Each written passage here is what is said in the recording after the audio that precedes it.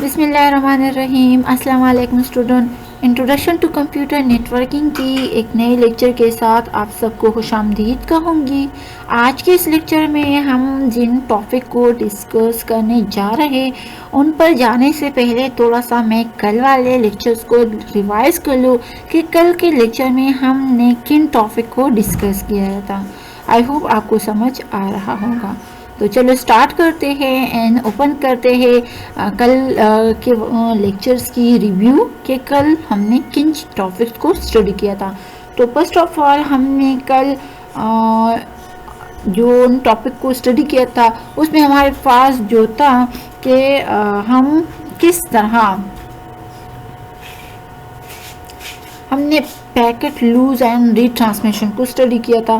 फिर उन्हीं सारी चीज़ों के थ्रू हम किस तरह अचीव करते हैं रिलेबिलिटी को ले और पैकेट लूज एंड रीट्रांसमिशन को स्टडी किया था। Adopter transmission, buffer, flow control and window tree व हैंडशेकिंग, इन सारों को स्टडी किया था। थोड़ा सा ज़रा मैं और ही डिटेल में ज़रा रिवाइज कर लूँगी कि हमने पैकेट लूज एंड रीट्रांसमिशन को जो स्टडी किया था तो असल में क्या होता है, हमारे पास जो ट्रांसमिशन कंट्रोल प्रोटोकॉल होता है जिसको आप लोग TCP कहते हैं, ये डिटेक्ट करता है पैकेट लूज को और ये हमारे पास परफॉर्म करता है रीट्रांसमिशन को। किस काम के लिए कि इसके थ्रू हमारे पास जो मैसेजिंग हो वो रिलायबल हो। समझ आ रही है? एंड हमारे पास की क्या चीज़ हासिल हो जाए, अचीविंग रिलेबिलिटी। यहाँ तक ले हैं। पैकेट लूज हमारे पास TCP कनेक्शन में हम ज़्यादातर इसमें भी यूज़ करते हैं। किस काम के लिए कि हमारे पास अवॉइड कर सके कंजेशन को। अब कंजेशन क्या होते हैं आगे हम पढ़ेंगे।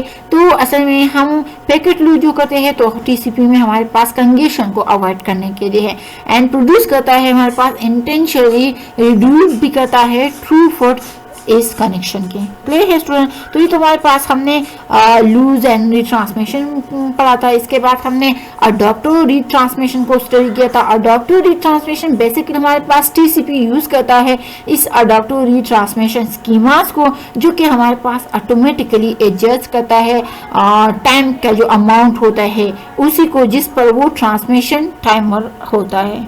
क्लियर है?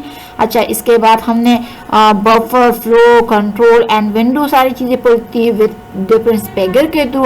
एंड लास्ट में हमने 3-वे हैंडशेक्स को स्टडी किया था। इनमें बेसिकली हमारे पास 3-वे हैंडशेक्स जो है था कि हम इसके थ्रू किस तरह क्लोज करते हैं एक कनेक्शन को या हम किस तरह ओपन करते हैं, बिगिन करते हैं एक कनेक्शन को। सही है? तो थोड़ा सा ज़रा फर्स्ट वाले को करूँगी कि हमने 3-वे हैंडशेकिंग में क्लोज ए कनेक्शन, वो क्या होते हैं कि 3-वे हैंडशेक्स जो है ना टर्मिनेट करता है एंड ले भी सकता है क्या उसकी जगह जब हमारे पास एक साइड जो है ना सेंड करता है पिन एंड दूसरी तरफ हमारे पास इसका एक्नॉलेजमेंट आता है पिन एंड एक्नॉलेजमेंट दोनों के साथ। पहले साइड पर जो हमारे पास एक्नॉलेजमेंट होता है वो क्या होता है और जो एक्नॉलेजमेंट होता है वो हमारे पास एक्नॉलेजमेंट के साथ होता है, जबकि दूसरे जो 2-वे हैंडशेक्स टर्मिनेट करता है और ये कब अगर होता है जब हमारे पास पेन एंड एक्नॉलेजमेंट दोनों जो है ना सीक्वेंस ट्रांसमिटेड होते हैं, सिमल्टेनियसली होते हैं और वो भी दोनों साइड पर। तो ये तो हमारे पास था 3-वे हैंडशेक्स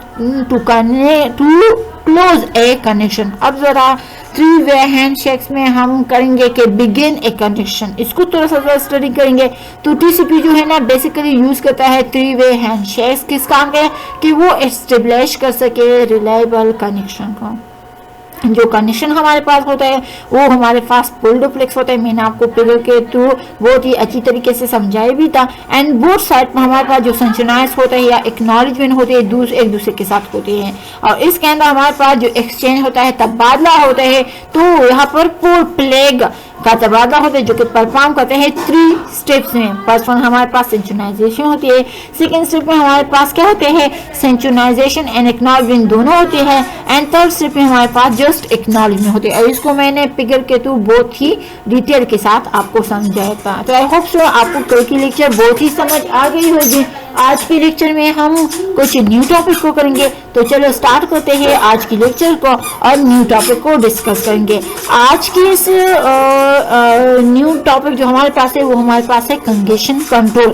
बेसिकली कंजेशन कंट्रोल हमारे पास होता क्या है, तो नेटवर्क कंजेशन जो है ना हमारे पास डेटा नेटवर्किंग में एंडपॉइंट थ्योरी जो है ना ये रिड्यूस करता है क्वालिटी ऑफ सर्विसेज, जो कि अकर होता है जब हमारे पास एक नेटवर्क नोड हो या उसका जो एक लिंक हो, ये कैरी करता है ज्यादा मोर डेटा को, क्लियर है, जिसको वो हैंडल करता है। टाइप के लिए अफेक्ट जो हमारे पास इसके अंदर इंक्लूड होते हैं वो हमारे पास स्विंग डिले होता है, पैकेट लूज होता है, या इसके बाद हमारे पास ब्लॉकिंग ऑफ न्यू कनेक्शन भी होती है। तो आई होप स्टूडेंट आपको नेटवर्क कंजेशन या कंजेशन कंट्रोल इन चीज़ों की समझ आ गई है कि असल में होता क्या है। अब जरा आगे हम पढ़ेंगे, क्लियर है, समझ तो अब आ गई ना कि the goal is to avoid adding retransmission to an already congested network, reduce window size quickly and response to lost message। assumption हमारे पास है कि lose as due to the congestion होता है, resume करता है carefully, otherwise the network will swing widely between congestion and underutilization। clear है student? तो I hope यहाँ तक आपको कंजेशन कंट्रोल की समझ आ गई है। अब थोड़ा सा ज़रा हम टीसीपी जो हमारे पास टीसीपी का के सेगमेंट का जो फॉर्मेट होता है तो आप ज़रा देख सकते हैं। ये हमारे पास सेगमेंट फॉर्मेट है टीसीपी कहाँ से है, इसमें हमारे पास 0 से टोटल इसकी जो बिट्स की लेंथ है वो हमारे पास 32 बिट है, जो कि 0 से स्टार्ट होकर हमारे पास 31 तक आता है। अच्छा, इसमें हमारे पास देख लें हर बिट्स को हर जो हमारे पास बॉक्स है उसका अपना वो बिट्स है। तो ये हमारे पास सोर्स सब पार्ट हो गया, ये हमारे पास डेस्टिनेशन पार्ट हो गया। यहाँ पर देख लें सीक्वेंस नंबर, एक्नॉलेजमेंट नंबर, यहाँ पर not use code bits, window, checksum and urgent point option if any, beginning of data play है।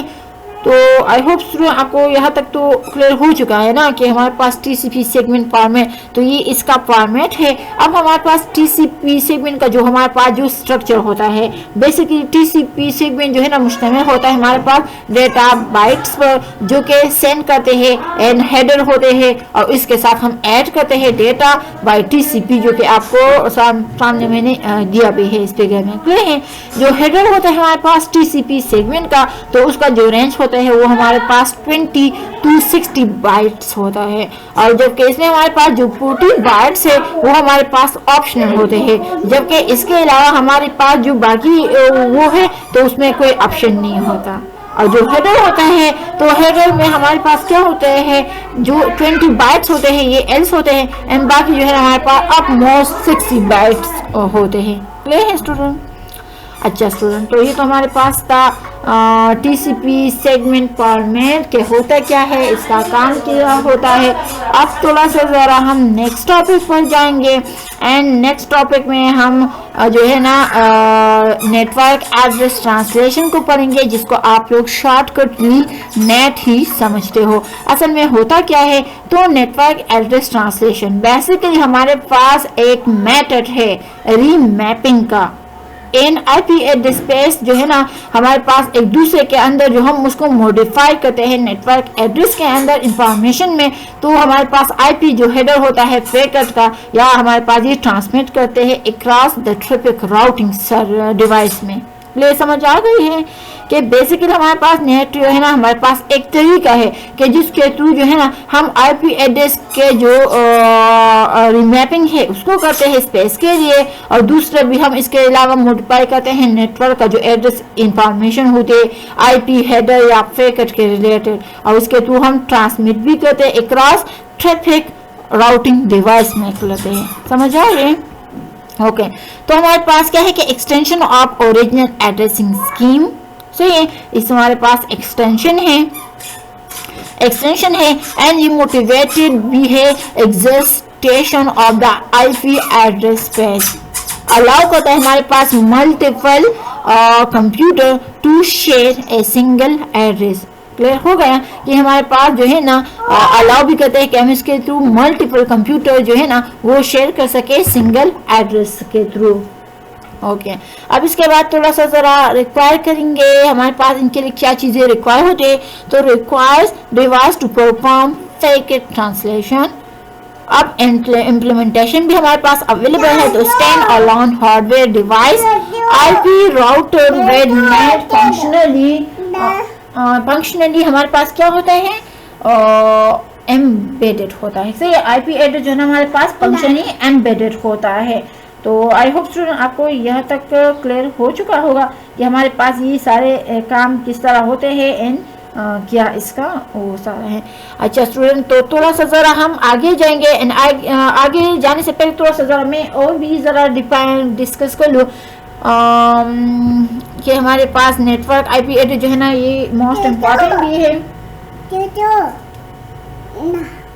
अच्छा अब थोड़ा सा ज़रा हम जो है ना नेट का डिटेल स्टडी करेंगे जो इसमें हमारे पास बेसिकली 2 चीज़ें होती है। सही है वो एक हमारे पास जो है तो वो क्या होती है एक हमारे पास इसमें साइट इंपॉर्टेंट होती है। दूसरा हमारे पास इसमें जो है वो हमारे पास क्या है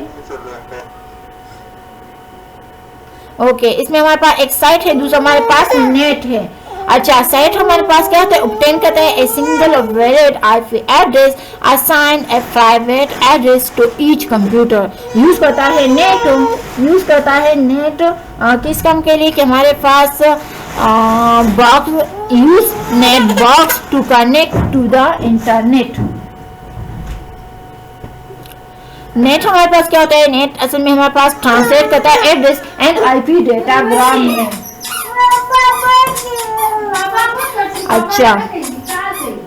अच्छा इसके बाद जरा इलस्ट्रेशन करेंगे आप नेटवर्क का इसको जरा करेंगे। हमारे पास डिफरेंट सारी चीजें इसमें किस तरह इन्वॉल्व होती है क्या होता है नेटवर्क एड्रेस ट्रांसलेशन जो है ना बेसिकली आप देख ले इस फिगर में कि ये हमारे पास नेटवर्क है इंटरनेट हो गया क्लियर है एंड ये हमारे पास जो है ना साइट विद प्राइवेट एड्रेस है एंड यहाँ पर हमारे पास जो नेट का जो डिवाइस है तो ये ग्लोबली आईपी एड्रेस असाइन करता है यहाँ पर इस तरह ये सारा जो है ना कनेक्शन करता है क्लियर है। ओके अब थोड़ा सा जरा नेट एग्जांपल को पढ़ेंगे कि हमारे पास नेट का क्या एग्जांपल है। अच्छा साइट यूज करता है प्राइवेट नेटवर्क को जिसका हमारे पास जो एड्रेस है वो 10.0.0.0 डिवाइडेड बाय 8 है। जो इंटरनेट हमारे पास ये होता है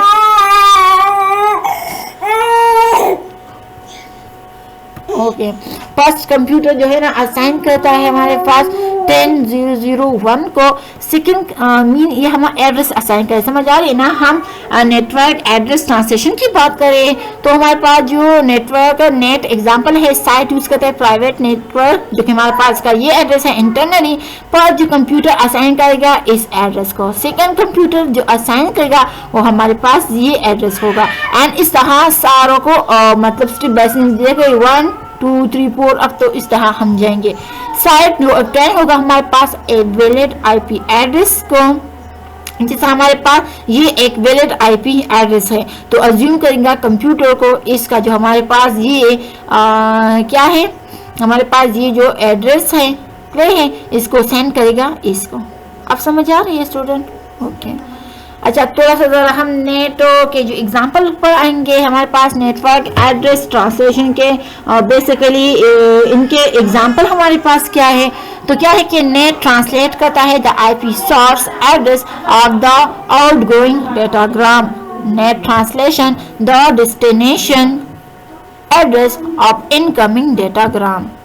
ओके अब थोड़ा सा जरा इलस्ट्रेशन करेंगे आप नेट ट्रांसलेशन की। आप जरा इन फिगर में देख सकते हैं ये हमारे पास to internet and to site समझ आ रहे हैं। टू इंटरनेट यहाँ पर ये फिगर इस तरह दिया है आप थोड़ा सा मैं जरा आपको पीछे ले जाती हूँ यहाँ देख ले ये इंटरनेट होगा ये हमारे पास साइट यहाँ पर ये डिवाइस है एंड इस डिवाइस के थ्रू यहाँ पर एड्रेस देकर ये सारा कनेक्शन होता है क्लियर है। इसको जहन में ला के हम यही काम करेंगे। देख ले यहाँ इस फिगर में देख ले हमारे पास टू इंटरनेट टू साइट यहाँ पर हमारे पास नेट का क्या है वो डिवाइस यूज हुआ है। यहाँ पर हमारे पास सोर्स का जो एड्रेस है ये है, क्लियर है, SRC।